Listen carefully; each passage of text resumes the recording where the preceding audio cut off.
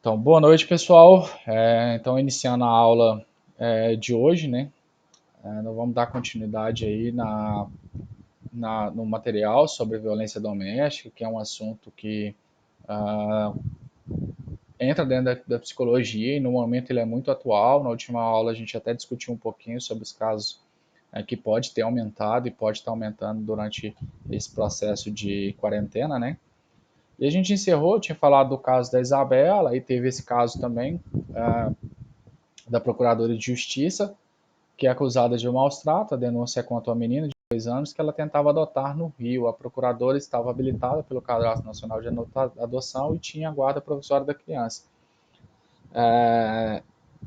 Que a gente vai ver também que a violência ela não tem classe social, ela simplesmente é um fator, a parte cultural, parte momentâneo, parte por N motivos psicobiosociais, porque uma agressão ela pode vir de um problema biológico também, ela pode vir de alguma questão mental e ela pode vir ou ela pode ter uma somatória desses fatores que normalmente seria de alguma forma o mais adequado da gente pensar.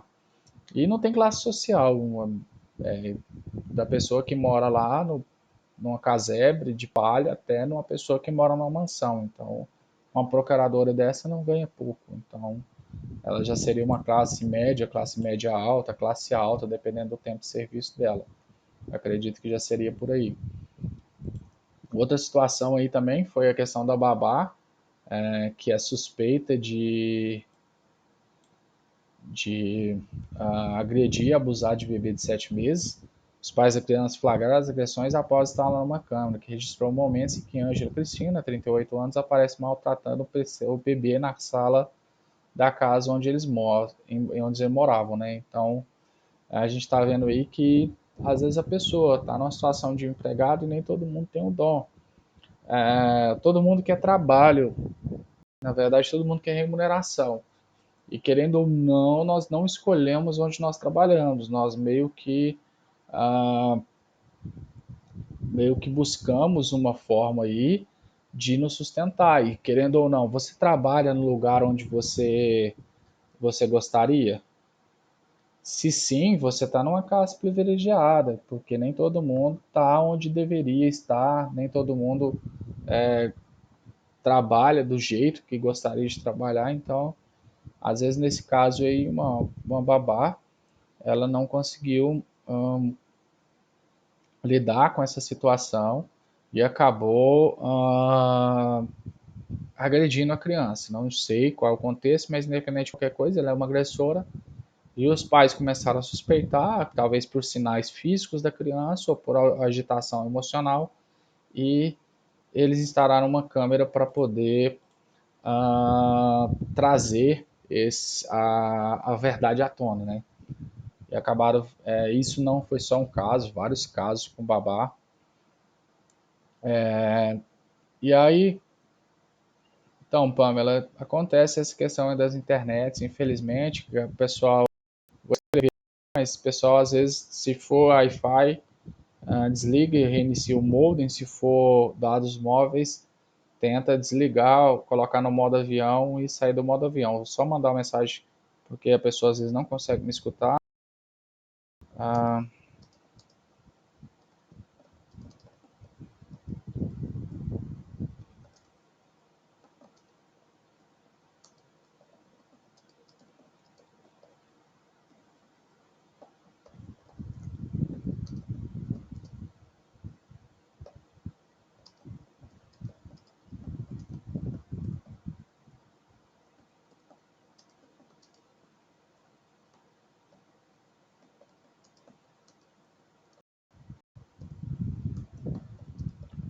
então, só explicando aqui, pessoal. Então, se for Wi-Fi, vocês desligam o modem por uns 10 segundos e ligam novamente. E se for 3G, coloca no modo avião e volta ao normal, porque é o tempo de desconectar com a rede que fornece a internet e meio que você reiniciar essa conexão. Então é uma coisa que costuma resolver. Normalmente, às vezes eu estou aqui em casa fazendo download, jogando um game, e aí na hora que ele começa a dar problema, eu dou uma desligadinha no modem que costuma melhorar. Então voltando ao tema aí, né? Ah, consequências. Causam, em sua grande maioria, danos irreparáveis. Incentivam a reação agressiva e violenta, porque, consequentemente, acaba que rola essa violência e esse é meio que tipo assim uma força de reação. Eu recebo violência, eu transmito violência normal. Pode trazer uma confusão na personalidade em formação. Se a gente for pensar aí numa criança, ela pode achar normal, então o pai bater na mãe, ela pode assimilar isso como normalidade. Quando a gente vai entender essa questão da normalidade, numa visão comportamental, normalidade é aquele padrão que aquele indivíduo está inserido e ele toma como certo. Então, se, se eu morar num lugar onde todo mundo veste branco, eu vou achar que normal todo mundo vestir de branco, ninguém pode vestir de outra cor, aquilo se torna normal. E se a violência, ela também pode ser uma questão de normalidade para aquela pessoa, pelo histórico dela. Ah, pode estimular as crianças a migrarem para a questão da marginalidade, porque marginalidade, que seria a marginalidade, estar à margem.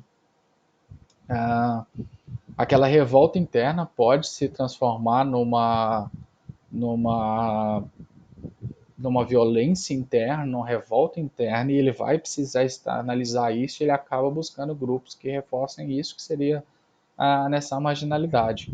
O Felipe perguntou aqui, professor, o comportamento reforçado da violência dentro de casa faz com que a criança seja alguém violento também no futuro? Não é regra. A gente tem que entender que nem todo estímulo funciona da mesma forma. Então, uma punição, por exemplo, ela pode ter o efeito desejado, ou ela pode ter um efeito contrário. Filhos de pais violentos pode ser uma pessoa totalmente contra a violência, que tem aversão, até trauma, de ficar em choque quando vê violência. Mas ao mesmo tempo ela também pode ser uma agressora. O pai bebe demais e aí de repente ele fala não quero beber mais. Então eu conheço famílias onde às vezes o pai bebe e alguns filhos bebem igual o pai e outros simplesmente têm aversão ao álcool. Nem bebem de forma alguma e acabam entrando para grupos que reforçam esse tipo de comportamento, que ajuda também. Então a violência gera mais violência. Sim, pode acontecer que isso aconteça, essa geração. Igual eu falei assim, normalmente não dá para a gente pensar quantos por cento vai refletir essa violência e quantos por cento vai repelir essa violência, porque nós trabalhamos com seres humanos, né? Nós não somos uma matemática exata. O ser humano é um monte de, de coisas diferentes internamente. Eu sempre digo que o ser humano é um universo dentro de uma pessoa. Cada ser humano é um universo próprio. E então vai variar, sim, ó, Felipe, de acordo com cada indivíduo. Igual a Midian também falou que a pessoa pode repudiar a violência. Então, nós temos a pensar a questão instintiva, da questão da violência, a gente tem questões culturais externas que vão interferir também. A diminuição da autoestima. Pode acontecer também da pessoa, porque normalmente quando a gente falar de violência, a gente não tem uma violência normalmente só física, ela pode vir com verbal, pai falar para o filho, você é um lixo, ou coisas que denigram ele, ou simplesmente tratar ele igual isso e ele acaba internalizando. Isso pode ter também um grande afetação, porque se nossa estima e autoestima elas estão correlacionadas, o que o outro pensa de mim com o que eu penso de mim, se há uma ligação, se há um problema em uma das partes, eu acabo tendo um conflito na outra. E a questão do desequilíbrio emocional. A pessoa vive numa situação instável, de medo, então ela pode ter uma, um desequilíbrio nessa questão emocional, porque ela vai ter uma dificuldade de lidar com as situações, principalmente similares àquelas que ela passa. Então, o Vicente falou que isso não pode generalizar, mas se atentar à agressividade de uma criança é uma possibilidade que haja violência no lar. Sim, ah, se a criança está sendo violenta, ela pode ser um conflito daquele momento ali, porque crianças acabam tendo conflitos e às vezes pode partir por uma questão de violência, e aí ela pode aprender naquele ambiente que ela está, ou ela pode trazer isso de casa, que ela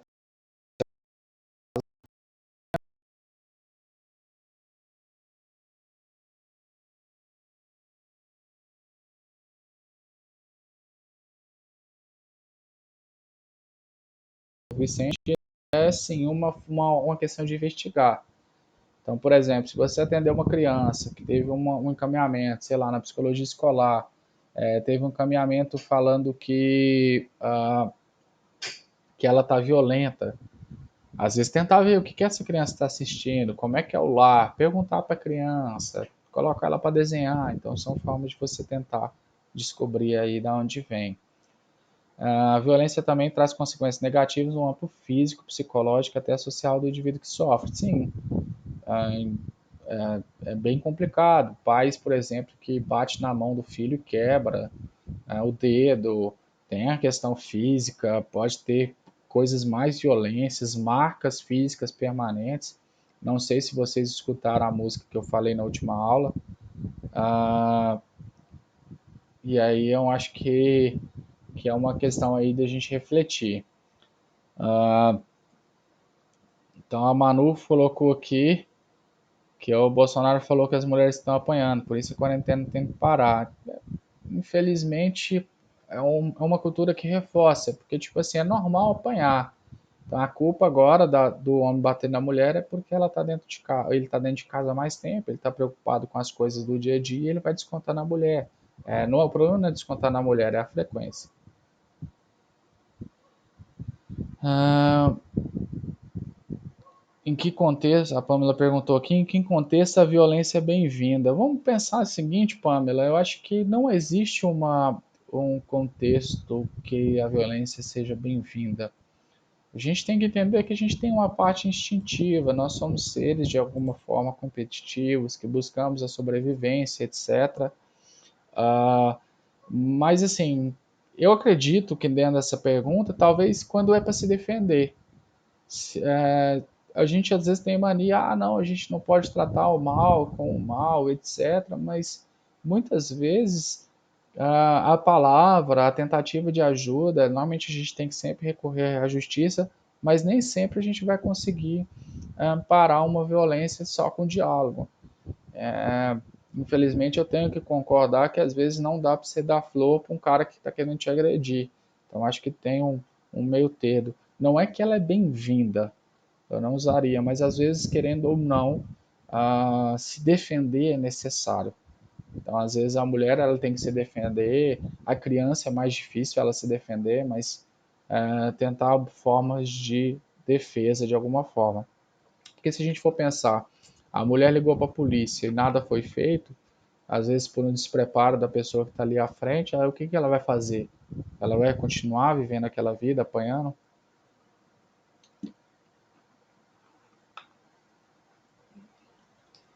Ah, Então, a fala do Felipe aí, no caso de repressão do pai em bater no filho em questão de desobediência, isso é uma questão cultural. Uh, Funcionar, de alguma forma, funciona por questão de condicionamento, a gente sabe disso. É legal? Não. Uh, eu vou fazer isso ou não vou fazer isso? Não sei. Eu acho que tem uma. É porque existe bem essa questão. A lei da palmada ela veio por uma questão que havia muita violência, pais que machucavam filhos.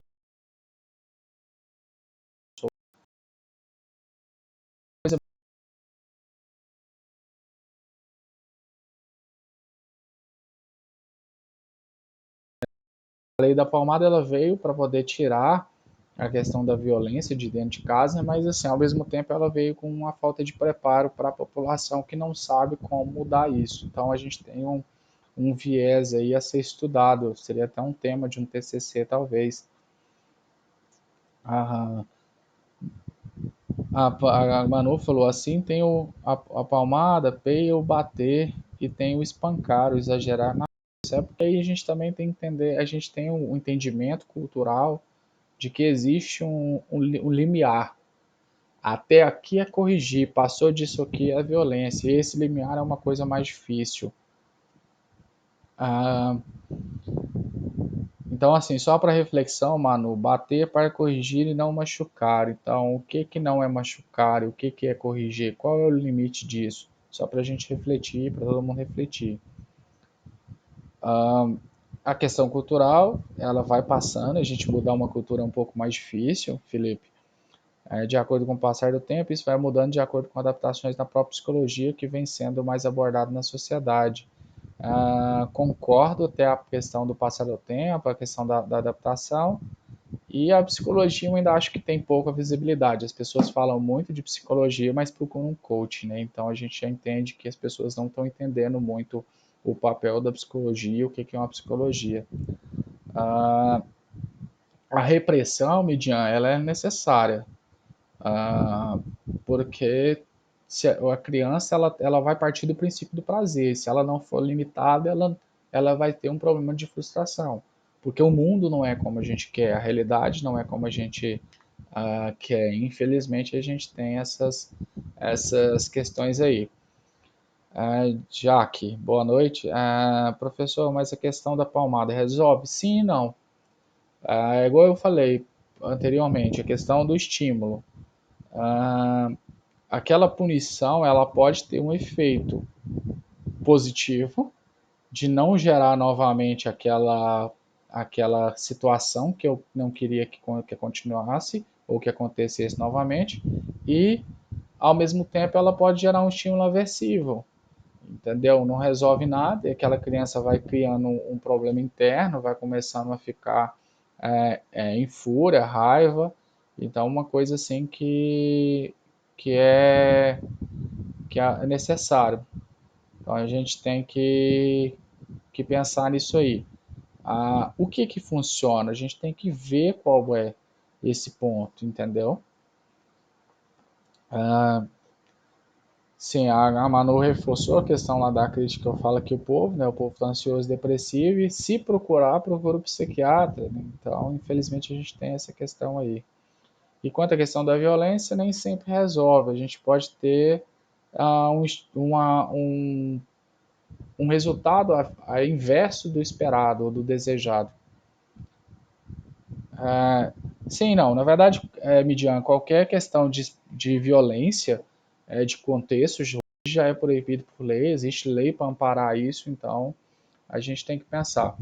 Pessoal, só um minutinho, só me ajeitar na cadeira aqui e já volto.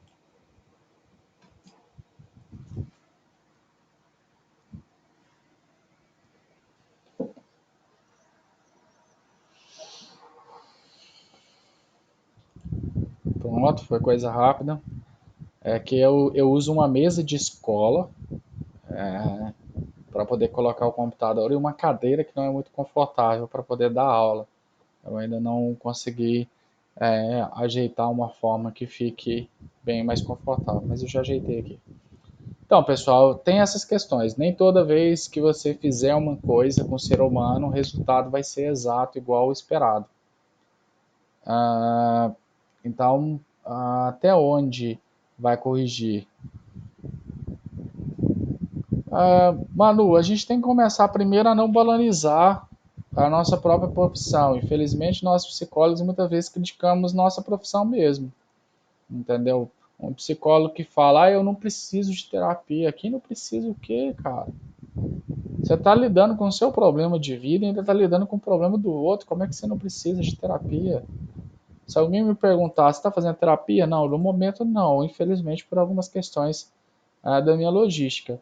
Você precisa de terapia? Claro que eu preciso. Eu tenho uma vida, eu sou um ser humano. Muitas vezes a gente banaliza. A gente fala assim, eu não faço terapia porque é caro.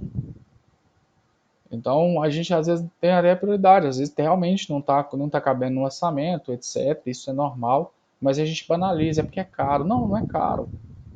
Entendeu? Eu que não tenho pagar nesse momento a terapia. Eu preciso de terapia? Sim. mas eu não estou podendo pagar. Porque é caro? Não, é porque eu não estou podendo, uma questão do meu orçamento. Infelizmente a gente acaba banalizando. Então a gente teria que fazer alguns para fazer a psicologia se tornar uma coisa mais reconhecida. Então a gente fazer o papel, mostrar o que é psicologia, desmistificar que psicologia é coisa de doido, entendeu? Então algumas coisas nesse sentido.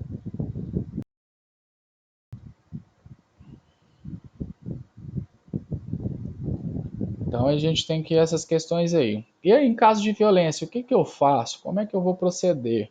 O primeiro passo é identificar essa criança, nesse caso a gente está falando mais especificamente da violência da criança, né? Se ela está sofrendo algum tipo de violência, você tem indícios, ah, conversou com a criança, procurou saber, é, buscando alguma coisa,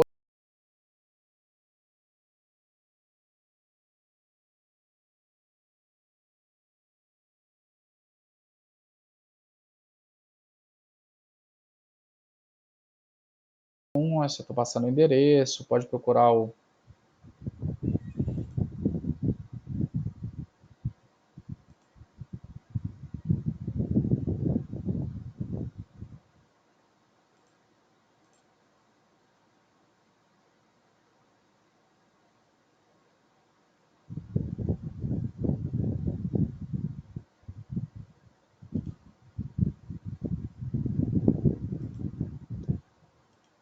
Oi, pessoal, a internet deu uma, uma caidinha, eu acho que é em questão da internet. Estão me escutando?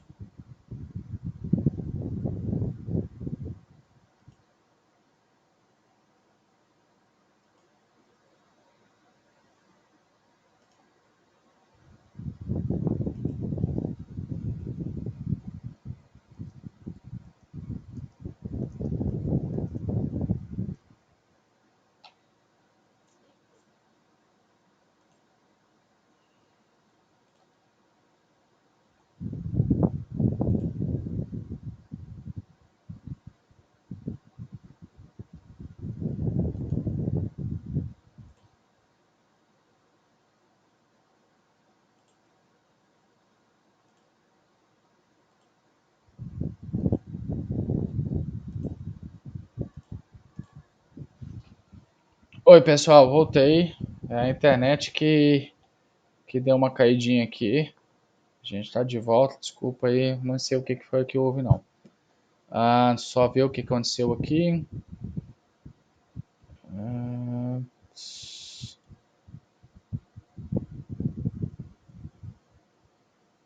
a Midian falou, só vou recapitulando aqui, né?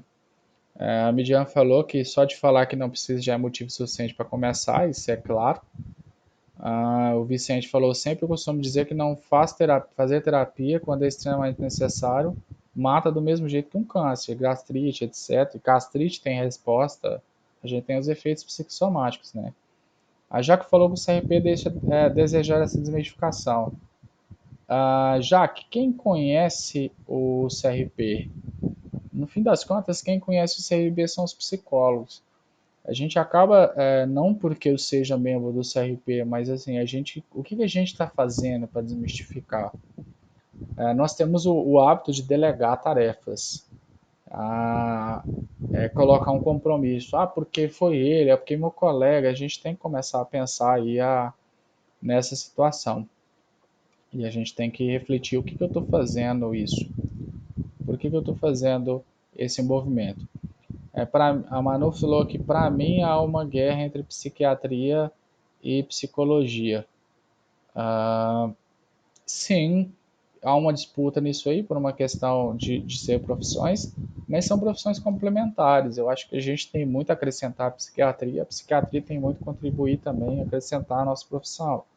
Eu acho que é uma troca. Ah, deixa eu dar uma olhada aqui. Tô concordando com a tia, o vídeo travou, a transmissão caiu e tal. Ah, então, pessoal, voltando aqui então.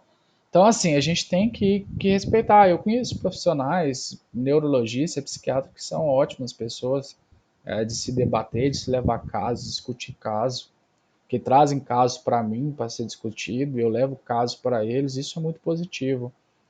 Ah, a gente só tem uma dificuldade porque, assim, são pessoas e universos, né? A gente tem que tomar cuidado para a gente não cair na vaidade. É porque eu sou psicóloga, psiquiatra não precisa. Seu paciente vai precisar de medicamento em algum momento e ele vai ter que passar por um psiquiatra. Então a gente tem que tentar. Eu sou a favor. Então, por exemplo, assim, quando eu vou mandar um encaminhamento para um psiquiatra, eu passo meu telefone. Qualquer dúvida, precisar de alguma coisa, eu estou aqui, entendeu? Porque se ele não entra em contato comigo, é por uma questão dele, mas eu fiz minha parte. A gente tem que começar a desmistificar essas coisas também. Manu, eu já vi muitos, tem muita gente que trabalha junto, entendeu? É, a gente só tem que, querendo ou não, aqui na região nós temos menos psiquiatras, né? Então isso acaba dificultando a gente ver também. Sim, tem uns que nem mandam, fala para terapia, sim, então temos psiquiatras que não mandam, só passa o medicamento, isso que vai resolver.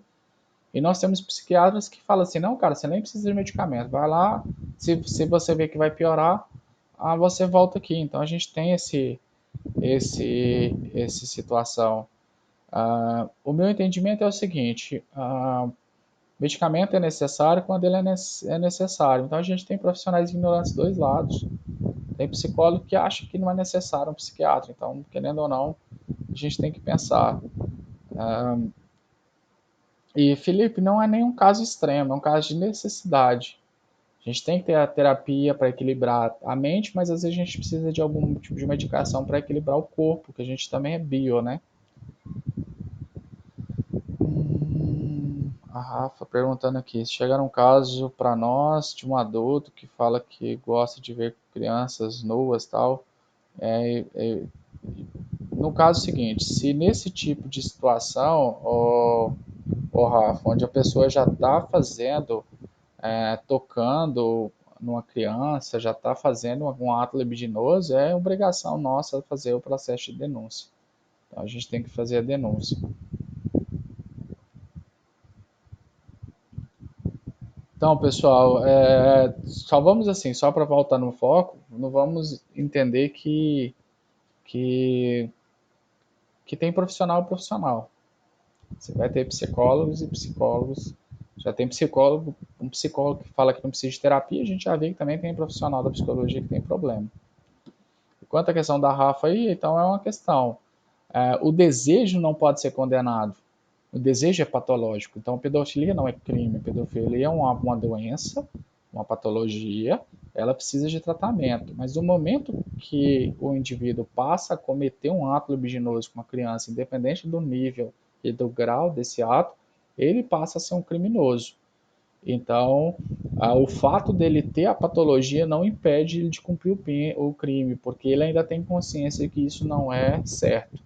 Então, só para ficar claro, aí já entra na questão de se for menor de 14 anos, é abuso sexual de vulnerável. Então, pessoal, então se tiver uma situação suspeita, com indício, etc., é a primeira ou procurar uma delegacia ou no Disque 100. O Disque 100 pode ser usado para fazer essas denúncias, ele é nacional. E também procurar o conselho tutelar da sociedade.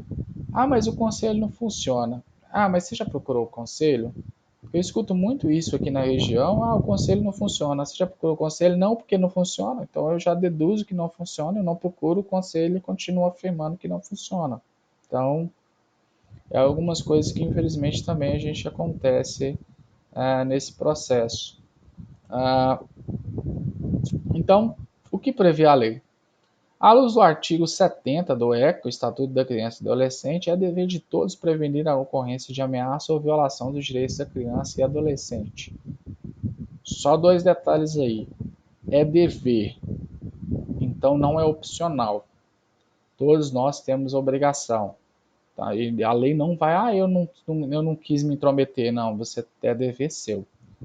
Ah, de prevenir a ocorrência de ameaça ou violação dos direitos da criança e do adolescente. Então, é um dever de todos. Eu, vocês têm dever como cidadão. E aí o primeiro dever de todo cidadão é saber todos os direitos, porque querendo ou não, e deveres, porque querendo ou não, nós vamos ser julgados à luz desse processo, independente se você sabe ou não. No mesmo sentido, o artigo 4 do ECA estabelece que é dever da família, da comunidade, da sociedade em geral e do poder público assegurar com absoluta prioridade a efetivação dos direitos previstos no Estatuto.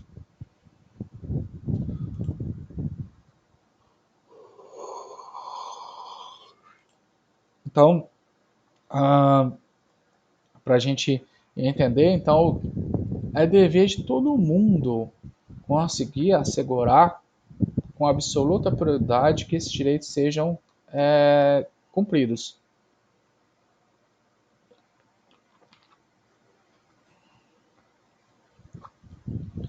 Sim, Manu. Quanto à questão do abuso, na verdade não é bem só se ele fala, você tem que ter evidências, até mesmo para ver se a pessoa não está te testando, para saber se realmente é isso mesmo.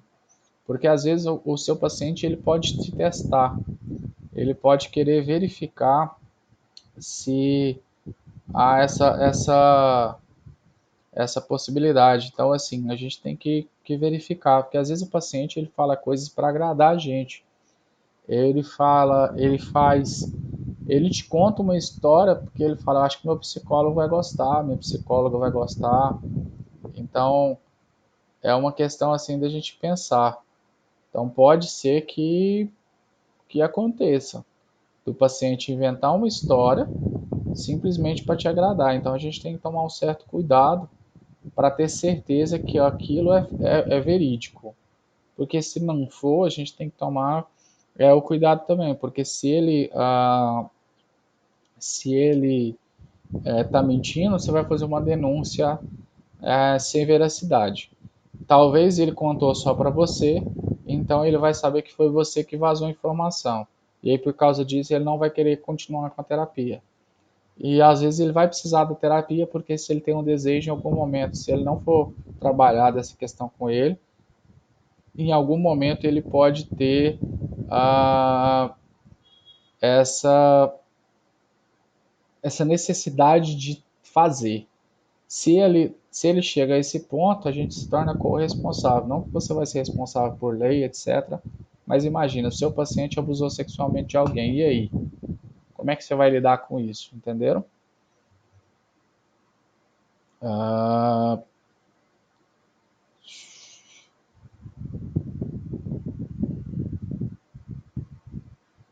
sim, Manu, mas assim, se o caso do cara falar, você tem que avaliar todo o contexto, se está acontecendo, se já aconteceu tem muito tempo, até mesmo porque às vezes não vai ter como provar, etc. Vou ter que analisar como você vai fazer essa denúncia. Na dúvida, liga para o CRP, pede para pedir uma orientação da COF, que eu acho que seria a melhor forma de a gente ter uma solução.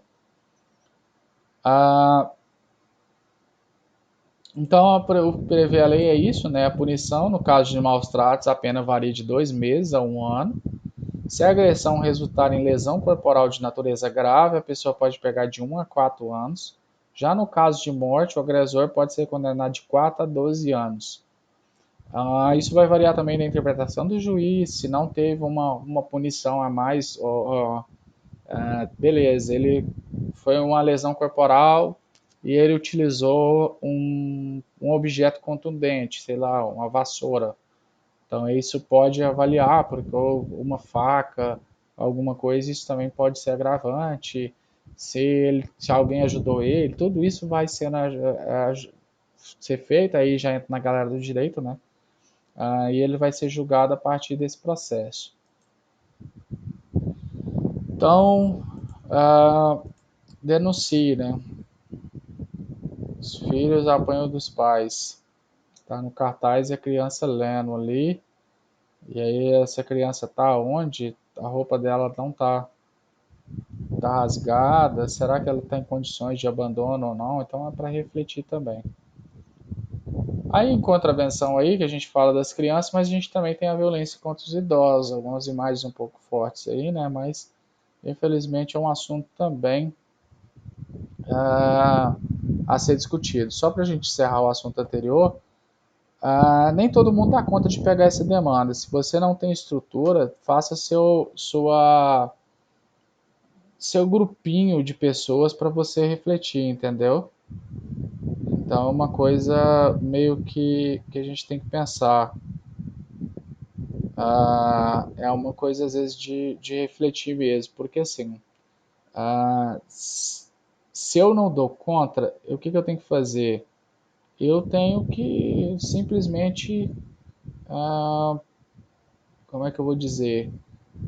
Eu tenho que acolher esse paciente e dar um encaminhamento para ele. Eu tenho que pegar aquilo e fazer alguma coisa de positivo, da melhor possível, com menos dano possível, entendeu?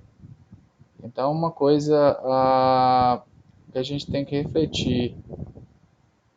Então, uma coisa assim que a gente tem que pensar. Será que eu dou conta de entender todas as demandas? Sim, não. Então, faz sua rede de contatos para você conseguir passar isso para frente. Tranquilo? Então, a questão da violência contra o idoso, né? Porque a gente já falou sobre os tipos de violência, essas violências elas basicamente são gerais, né? Psicológicas, físicas, etc. Como proceder? De acordo com Freitas, em 2016, artigo 19, os casos de suspeita ou de confirmação de maus tratos contra os idosos serão obrigatoriamente comunicados pelos profissionais de saúde qualquer um dos seguintes órgãos: Autoridade Policial, Ministério Público, Conselho Municipal do Idoso, Conselho Estadual do Idoso, Conselho Nacional dos Idosos. Sim, Lidiane, a questão de negligência também é um tipo de violência, bem observado. É isso que eu quis atentar aí para vocês refletirem. A imagem lá da criança com suja, com roupa rasgada, pode se configurar a questão da negligência, que também é um tipo de violência. Então, pessoal, a gente tem que automaticamente notificar um desses órgãos para tomar uma providência quanto ao fato. Ah, Isso aqui, pessoal, eu esqueci de fazer a alteração. Eu peguei os dados de vários. Na verdade, nesse slide aqui eu não alterei. No slide que eu mandei para vocês eu alterei. Porque como eu peguei o material aí, como eu tinha falado no começo, dos autores lá, e eles acabaram colocando a questão do Amazonas. Mas a gente teria que procurar para a promotoria especializada na proteção de direitos constitucionais do cidadão, ou direitos humanos, juizado especial, a gente tem que olhar esse pessoal. Esse disque de denúncia, se eu não me engano, é universal do Brasil. O Disque 100 também ele pode ser usado para poder fazer esse tipo de orientação. E aí, no caso, aí, a gente poderia estar usando o site do Ministério Público do Tocantins. O artigo 3º é a obrigação da família, da comunidade, da sociedade e do poder público assegurar ao idoso como absoluta prioridade a efetivação do direito à vida, à saúde, à alimentação, à educação, à cultura, ao esporte, ao lazer, ao trabalho, à cidadania, à liberdade, à dignidade, ao respeito e à convivência familiar. A gente sabe que isso, infelizmente, nem sempre é assegurado, às vezes por falha do próprio Estado. No artigo 99, expor ao perigo a integridade de saúde física ou psíquica do idoso, submetendo-o a condições desumanas ou degradantes, ou privando-o de alimentos e cuidados dispensáveis quando obrigado a fazê-lo, ou sujeitando-o a trabalho excessivo ou inadequado. Tem gente que faz o idoso de escravo. Ele é meu escravo. E aí acaba fazendo uma pessoa passar por situações horríveis. Isso aí é uma questão aí também. É o que está aí na legislação. A punição ela pode ser uma detenção de 2 meses a 1 ano e multa. Se o fato resulta em lesão corporal de natureza grave, pena reclusão de 1 a 4 anos. Se resulta em morte, pena reclusão de 4 a 12 anos. Aí vai ter essas variações aí, se não houver nenhum outro fato agravante. Aí vai da interpretação do juiz da apresentação de provas pela promotoria. A gente tem alguns casos reais, né? E aí assim a gente tem esse pedaço de um vídeo onde a cuidadora do idoso está maltratando, batendo na idosa. Infelizmente acontece. Então, assim, encerrando a questão dos idosos, a gente vai entrar aí na violência contra a mulher. Violência contra a mulher. Eu gostaria que você só desse uma olhada nessa imagem, refletisse direitinho nela e o que vocês conseguem observar nessa imagem.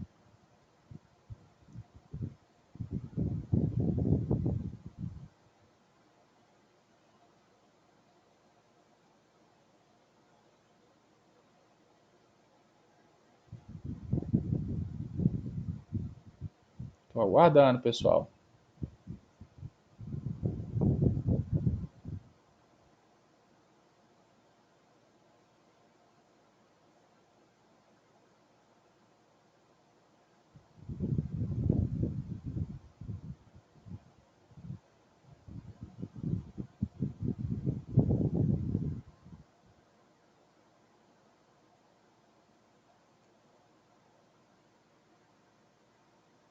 É o braço desse homem que está violentando essa mulher. Lembro de algo, quando participando de um evento de psicologia, uma das piores coisas que podemos fazer a idoso é não perguntar a ele qual a sua vontade de infantilizar, ou seja, também seria um tipo de negligência voltada à questão do idoso. Infelizmente, a gente também tem essa questão. O idoso é um adulto que viveu muito, tem muita experiência, muita coisa para contar e falar. Ele deve ser tratado como qual. A questão da imagem aí é a mão do marido fazendo ela ficar calada, sem poder se expressar ou contar para alguém que ela sofre na mão dele. A Lidiane também, o braço do agressor silenciando. Não tem voz ativa. A Janaína se justificou aí, mas é a questão da mulher calada mesmo. Então a gente vê. E o olho roxo ali está mostrando que a violência é evidente fisicamente, no olho roxo, e psicologicamente, moralmente, nessa questão aí da mão. Então fica calada que é melhor para você. Então uma questão aí da a gente ver. Ah, então as Nações Unidas definem violência contra a mulher como qualquer ato de violência baseado na diferença de gênero que resulte em sofrimentos e danos físicos, sexuais e psicológicos da mulher, inclusive as ameaças de tais atos, coerção e privação da liberdade, seja na vida pública ou privada. Isso aí foi definido pelo Conselho Social e Econômico das Nações Unidas em 1992. Sim, Vicente, infelizmente as violências físicas raramente, assim, a não ser que elas sejam espontâneas, um caso assim, foi no impulso, uma situação à parte, normalmente ela vem junto com a violência psicológica. Infelizmente acontece aí. Aí tem uma imagem aí de uma pessoa apontando o dedo e a outra é uma dessas três mulheres é vítima de violência. Então, uma questão aí de uma reflexão sobre esse, esse tema. Então, o Brasil é um dos países que mais sofre com a violência doméstica, segundo pesquisas da Sociedade Mundial de Vitimologia, em 54 países, junto a 338 mil mulheres, a 138 mil mulheres. No Brasil, a cada 7 segundos, uma mulher é agredida em seu próprio lar. A violência doméstica é a principal causa de morte e deficiência entre mulheres de 16 a 44 anos e mata mais do que câncer e acidentes de tráfego. 33% da população brasileira aponta a violência contra mulheres como o problema que mais preocupa a brasileira na atualidade. 51% da população brasileira declara conhecer ao menos uma mulher que é ou foi agredida por seu companheiro. A gente já vê a questão dos dados aí no Brasil. Ah, então aqui vamos para os debates que estão surgindo, né? E ainda tem a questão da pressão psicológica, se falar e tal. Acho que tem muito disso, pois tem mulher que é sustentada, aí tem que ficar calada para conseguir o que comer. Sim, mano, infelizmente, às vezes a dependência da mulher pode reforçar esse tipo de situação, não é um fato, mas ela pode reforçar, porque às vezes ela fica sem, além das questões físicas, psicológicas, de ameaça, ela fala, eu vou para onde? Eu vou levar meus filhos para onde? Como é que eu vou dar de comer para meus filhos? Às vezes aquela questão ali, que é todo o conjunto. A Midian falou, muitas mulheres vivem relacionamento abusivo com medo de encarar a vida. Ah, ela já está numa situação de vulnerabilidade. Ela tem medo. Ele é uma vítima. Automaticamente, uma vítima tomar o controle da situação não é algo fácil, sem ajuda, mais difícil ainda. A Janaína falou algumas vezes a violência psicológica vem camuflada como carinho. Sim, faço isso porque eu te amo. O que você acabou de fazer? Deu um murro no olho dela. Mas eu te amo. Então, umas coisas aí. A Lidiane, a agressão física da mulher nunca vem só, mas acompanhada da agressão verbal, emocional, moral. Sim, isso para trabalhar, quase uma estratégia de guerra, né? Eu vou abalar a estrutura do meu inimigo para que ele não reaja. Infelizmente, isso acontece. Rafa, sim, a violência acontece quando há o efeito do álcool, mas nem sempre. Ah, o álcool não é um fator necessário, mas também pode acontecer. Então, algumas causas. O alcoolismo e drogas pode fazer com que a pessoa tenha agressão física, as questões culturais, falta de diálogo, que não é conversado, fica aqui armazenado, de repente, por uma questão de impulsividade, acaba fazendo. Ah, e às vezes na questão do impulso, da raiva, do momento, daquilo ali. Alguma questão psicológica, os ciúmes também são algumas causas dessa violência que acontece dentro de casa. Ah, Felipe Alencar. Verdade, Ana. Eu mesmo passei por um relacionamento em que ele era grosso, ríspido e me tratava mal muitas vezes. Mas ele dizia que era o jeito dele, gostava de mim do jeito dele. Toda vez que iria falar com ele, me dava ansiedade, porque na minha mente ele iria brigar comigo por qualquer coisinha. Os relacionamentos abusivos acontecem.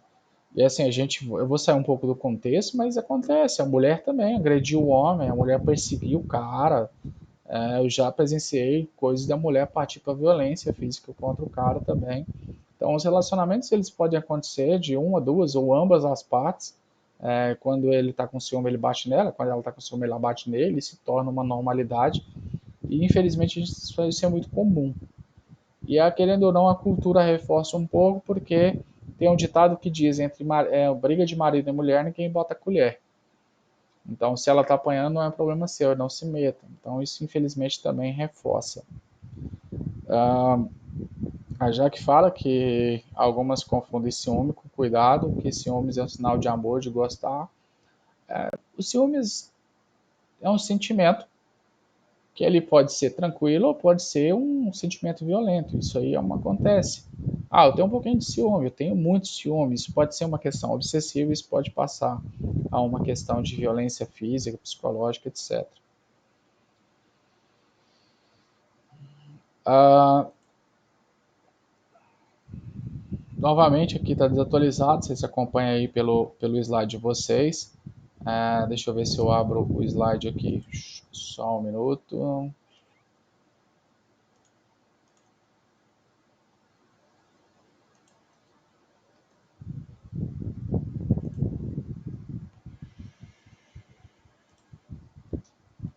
Só um minuto, pessoal. Vou até dar uma pausa aqui.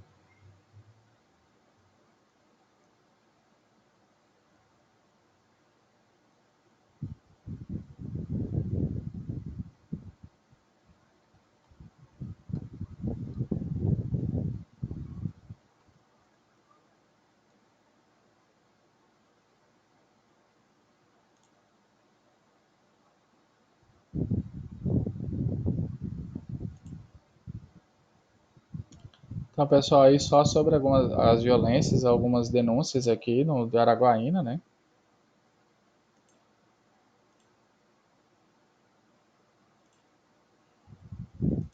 Bom, pessoal, aí só para vocês verificarem aí a questão de uma referência de Araguaína. Ah, aqui seria o Ministério Público. Aí eu coloquei aqui de Araguaína, né? Porque a Araguaína acaba sendo referência, né? Os Ministérios Públicos também são formas de questões aí de ser denunciado, delegacia especializada para pessoa idosa, Disque 100, Direitos Humanos, Ministério Público Tocantins, Defensoria Pública, Conselho Estadual. Então, no material de vocês está certinho.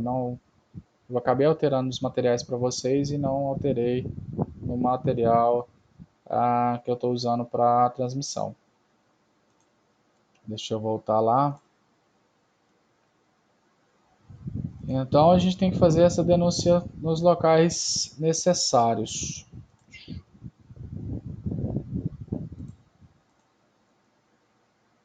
Ficou claro, pessoal? Deixa eu só acompanhar o que foi falado aqui. Ah, Jade pediu para comentar que muitas vezes a mulher não consegue sair dessa situação por causa dos filhos. O filho pode ser um reforçador para se manter nessa condição. Infelizmente, sim. Não tem como deixar ele ameaçado, tem medo, o que eu vou fazer? Professor, no caso, os ciúmes pode ser sinal de segurança da pessoa, ou gera o ciúme, conflitos internos que são dela e do outro. Pode ter vários fatores já, que eu acho que isso tem que ser trabalhado basicamente e analisado situação por situação. Pode ser um sentimento de posse, é meu, eu tenho ciúme. Pode ser uma insegurança dele, ou pode ser ah, por alguma questão da forma de pensar, entendeu? Então tem esses fatores. A Lidiane falou que acredita que a baixa autoestima da vítima é o maior empecilho para ela sair da situação de agressão. Às vezes ela passa a não acreditar no seu potencial. A primeira coisa que é destruída nesse processo de violência, seja física, seja psicológica, a primeira coisa que vai embora é toda essa questão aí da questão moral. Porque essa pessoa ela vai ser colocada no mais baixo possível situação, ela vai ser humilhada, ela vai colocar e ela assim, eu sou aqui, o seu lugar é aqui. E querendo ou não, quanto mais tempo ela fica nesse lugar, mais difícil ela sair dessa posição. A, a Ila falou aqui, em alguns casos o agressor parte a mexer tanto no psicológico da vida que faz ela acreditar nisso. Sim, é basicamente isso que eu estava explicando, porque a questão é o seguinte, coloca o agressor, ele tem que colocar. Porque se eu perceber que eu sou igual, eu tenho chance de reagir, mas se ele me colocar para baixo, eu não vou reagir.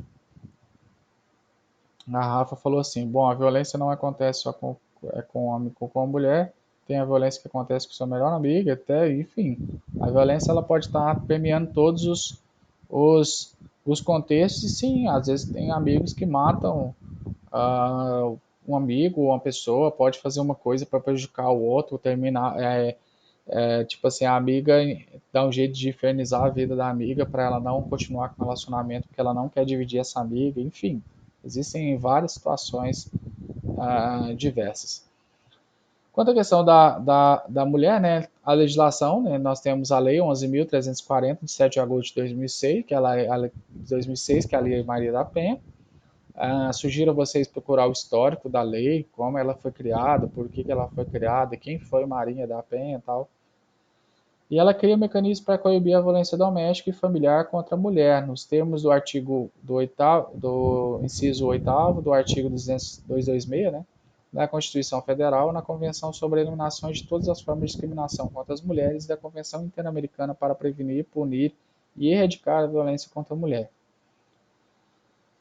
Ela dispõe sobre a criação dos juizados de violência doméstica e familiar contra a mulher, altera o Código de Processo Penal, o Código Penal e a Lei de Execução Penal e dá outras providências. Ela coloca a situação para poder inibir mais essa questão, que se a lei que existia não estava inibindo, passa a buscar mecanismos para que essa violência ela seja 100% inibida. Só que geralmente o agressor atualmente é manipulador, sim. Não, às vezes ele é manipulador verbalmente, porque fala bem, etc. Ou ele é manipulador porque ele usa da violência. Então, as mudanças com a lei da Maria da Penha, né? Antes, não existe lei específica contra a violência da mulher, então ela começa a tipificar e define a violência doméstica e familiar contra a mulher, ela passa a trazer uma nova classificação sobre isso, porque antigamente era só violência. Antes, ela não estabelece as formas dessa violência, com a nova lei passa a estabelecer as formas da violência doméstica contra a mulher, como sendo física, psicológica, sexual, patrimonial e moral, igual a gente já falou anteriormente. Ela aplica a Lei dos Juizados Especiais Criminais, que é a Lei 9.099 de 95, para os casos de violência doméstica. Esses juizados julgam um crime com pena de até 2 anos, menor potencial ofensivo. Então a lei era aplicada no juizado especial, então nem tinha umas punições muito grandes, né, a não ser que fosse uma situação específica. Hoje, com a nova lei, né, com a Maria da Penha, ela retira dos juizados especiais criminais a competência para julgar os crimes de violência doméstica contra a mulher, porque começa a entender que essa violência é pior. Ah, então, a lei atual, que no caso era aquela anterior, né, não utiliza a prisão em flagrante do agressor. Na verdade, o cara era mandado embora, ele voltava para a mesma casa, a mulher tinha que voltar para a casa dela. Então, hoje, na nova lei, ela já possibilita a prisão em flagrante. Se o cara tiver, ele pode ser preso em flagrante. E isso é um ganho muito grande. Às vezes não é aplicado ainda, mas tem que ter a partir desse princípio. Ela permite a aplicação de penas pecuniárias como cesta básicas em multa. Antigamente, tipo, batia na mulher, ia para a delegacia e pagava cesta básica. Hoje não tem essa pena alternativa. Hoje a pessoa vai responder a um processo criminal mesmo. Vicente, professor, eu estava pesquisando, tinha visto que em casos de violência trazendo o estupro como característica, antigamente se o abusador decidisse casar com a vítima, aquilo era retirado e descaracterizado como crime, ou seja, saía impune. Sim, a lei era machista, né? Ah, então, tipo, se eu estuprei uma mulher, eu podia casar com ela. Então, uma forma de eu ser punido, mas na verdade quem era punido nessa lei? É uma coisa de se pensar, né? Punições. As punições elas possibilitam que agressores sejam presos em flagrante ou tenham sua prisão de preventiva decretada e tipo o cara foi fato, então simplesmente decreta essa questão da prisão preventiva, a pessoa vai ser procurada pelos órgãos de justiça.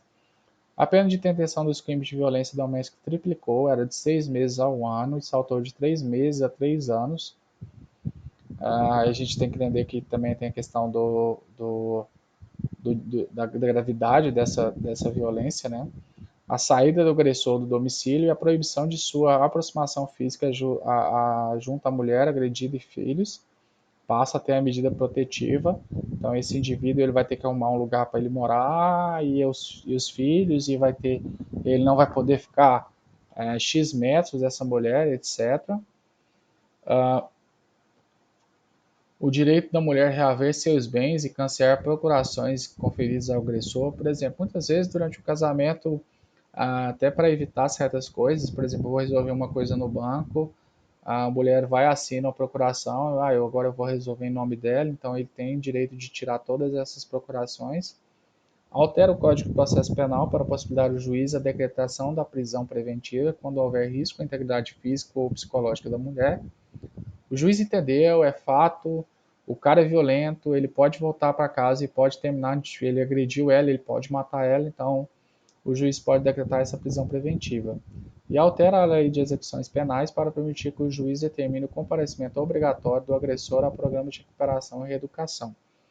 A LEP, né, que é a Lei de Execução Penal, é do sistema penitenciário, que rege a questão do sistema penitenciário, e ele pode obrigar que o agressor ele participe de programas de recuperação e reeducação dentro desse presídio. Isso não é opcional, ele é obrigado. Se ele não descumprir, pode ter consequências para ele. A Jainé falou aqui, a violência física desencadeia psicológico, já está associada. No caso, a violência física, a sociedade psicológica.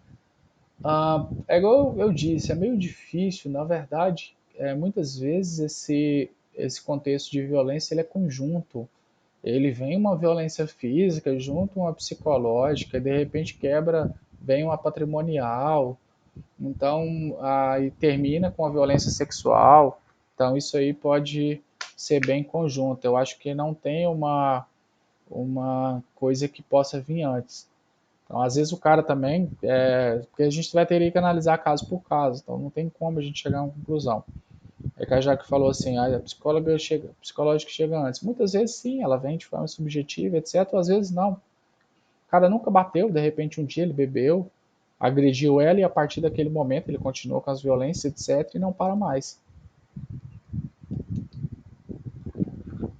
Não necessariamente, já que, igual eu estava explicando aqui agora, pode ser que não tenha, às vezes pode ter esporadicamente surgiu o caso de violência física, talvez ele pensasse nesse fato, ou foi uma questão de alguma questão interna dele, e de repente a partir desse momento ele passa. Vamos dar um exemplo tipo simples. O, o cara pega um celular da namorada, tem algumas conversas com outra pessoa e ele nunca teve uma violência psicológica e de repente ele agride ela fisicamente. E aí ele decide não terminar com ela e ele fica agredindo ela fisicamente. Então a agressão física ela veio antes da psicológica, então pode acontecer. Então cada caso é um caso. Um exemplo que eu dei foi o que veio na cabeça aí no primeiro momento, mas já para entender que a gente não tem essas questões. Eu esqueci de colocar as imagens, eu não lembro se eu coloquei as imagens aqui no material de vocês. Deixa eu dar uma olhadinha aqui.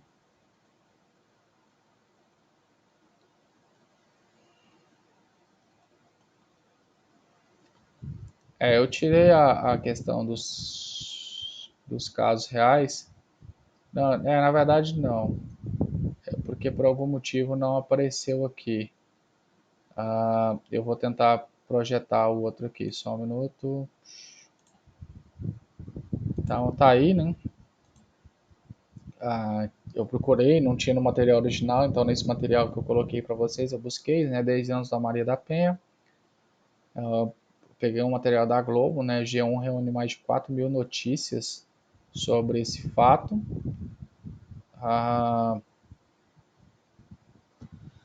Violentamente espancada, ferida com golpes de facão, amarrada dentro da própria casa, incendiada pelo marido. A violência contra a mulher está presente em todos os estados, em todos os estratos sociais. Nos 10 anos da Lei Maria da Penha, o G1 compilou reportagens publicadas de 2006 até julho de 2016, período que compreende a vigência da lei.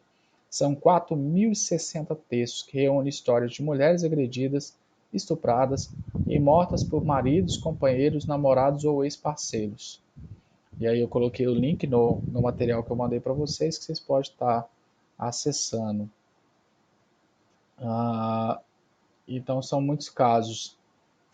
Violência contra o homem é um assunto também a ser abordado.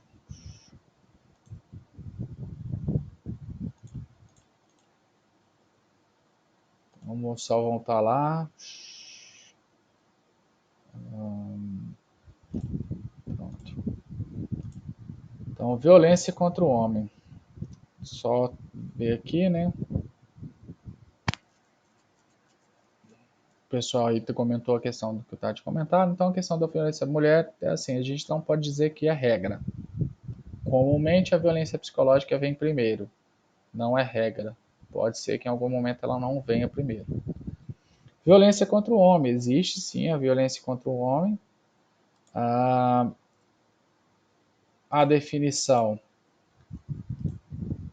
é a agressão física, psicológica, sexual ou verbal contra o homem, sua incidência é pequena, mas vem aumentando o número de homens que se queixam de violência doméstica, até mesmo porque tem uma questão do orgulho masculino, né? Com que cara que eu vou chegar na delegacia e vou falar, poxa, eu apanhei da minha mulher, eu estou sofrendo violência pela minha mulher. A violência exercida pelas mulheres contra os homens é um fenômeno tabu e ainda relativamente mal conhecido, porque tem a dificuldade dessa questão da demanda ser elevada, né? Os homens não ousam falar e são mais isolados socialmente do que as mulheres.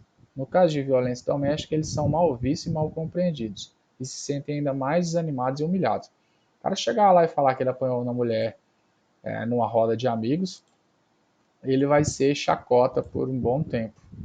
Isso é fato. Causas: conflitos e desentendimentos conjugais. Só um minuto. Mulheres que sofrem perturbações psicológicas de comportamento. Pessoas que têm resistência à frustração ou qualquer fator de estresse as descompensa. Então, acontece aí. Sim, Vicente, a questão do homem, a gente tem que entender o seguinte: a nossa sociedade é machista. Houve uma melhora, sim, mas ela é muito machista. E às vezes eu costumo falar assim: é difícil violência contra a mulher, mas há uma dificuldade também de ser homem nessa sociedade machista. Eu não estou dizendo que seja pior do que as mulheres, porque elas são maiores vítimas, mas nós somos vítimas também, porque nós somos cobrados. Porque se você não é assim, você não é homem. A sua masculinidade, ela permeia esse, uh, esse fator. Então, uma questão assim que a gente tem que entender que ser homem nessa sociedade também é difícil. E aí, por exemplo, quando esse homem ele começa a sofrer violência, ele vai ter dificuldade. Porque assim, o cara me conta, ele é meu amigo, eu racho de rir da cara dele, fala, é porque você é um pamonha, entende? Eu meio que justifico e ele vai acabar voltando para a situação, etc. Ah, Então, no caso do homem, não tem delegacia especializada, porque até mesmo o índice é pequeno, então é só ir numa delegacia e registrar a queixa. Procurar assistência social especializada em conflitos familiares, que seria talvez o CRAS ou o CRES, para poder trabalhar isso.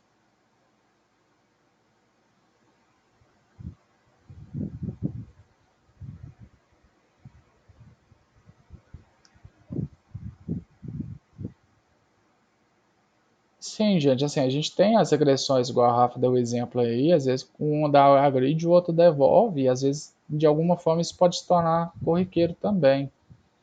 E que bom que seu namorado te denuncia, Jana. E se ele não. Então não quer dizer que você não pode bater nele também. Ele não pode te agredir e você também não. A gente tem que entender que ninguém pode agredir ninguém. Ninguém tem o direito de cometer uma violência com o outro, né? Então, sim, o ponto observado pelo Vicente, às vezes a gente também tem um olhar tendencioso em cima dessas situações. Então, pessoal, esse é o material que eu tinha para dar para vocês hoje, para a gente concluir. Obrigado pela atenção. Novamente, obrigado ao professor Everton e Ana Cláudia, que forneceram a questão do material. Eu fiz algumas adaptações e alterações que ficavam mais pertinentes ao meu material. Então, assim, só para a gente agora, a gente só vai encerrando para a gente comentar o comentário de vocês, né? Então, a Jade falou aqui: se ele acha que o fato do homem ser mais cobrado, que o homem não deve chorar, não procura ajuda, ele sofre mais que a mulher, que sempre tem apoio. Eu não vou dizer que ele sofre mais do que a mulher, mas ele sofre sozinho, porque a não ser que ele tenha uma amiga que possa compreender a situação dele. Normalmente um amigo, nem todo amigo se escutaria isso e faria alguma coisa positiva. E aí isso jogaria mais a violência desse caso aí do homem, colocaria mais uh, ele mais para baixo ainda. Quanto à questão da violência do homem, é, uh, que ele sofre menos violência, os homens sofrem menos violências, porque normalmente a constituição física é um fator de dominância, né? Então, se caso a gente pensar aí, a violência do homem é menor. Mas será que assim como a violência das mulheres, contra crianças, com idosos, será que condiz com a realidade? Quantas pessoas não sofrem violência, morrem sofrendo a violência e nunca denunciam? Então fica aí uma reflexão para todo mundo. Alguém tem mais alguma dúvida, algum comentário para fazer? Eu agradeço aí o feedback, Felipe, Rafa. Alguém tem alguma dúvida, alguma pergunta? Então, pessoal, isso é um contexto, isso aí faz parte da psicologia contemporânea, isso é um assunto que a gente tem que discutir, a gente tem que pensar, a gente tem que refletir, isso é uma coisa que às vezes a gente tem que entender que eu sou fruto de uma sociedade que tem um monte de defeitos e um monte de problemas e tomar o cuidado porque olhar esses fatores com a neutralidade é complicado, porque o meu conceito de normalidade ele pode interferir e inferir com muita frequência no meu julgamento. Com muita frequência não, ele sempre vai inferir de alguma forma no meu julgamento e automaticamente isso pode interferir nesse resultado aí dessas violências. Nós, como uma psicologia, uma profissão pautada nos direitos humanos, o que nós temos que fazer? Prevenir, evitar que aconteça, tratar o agressor, tratar a vítima. O agressor para que ele não continue cometendo agressões e a vítima para minimizar e fazer com que ela supere todo esse processo. Tá certo, pessoal? Muito obrigado e até a próxima aula.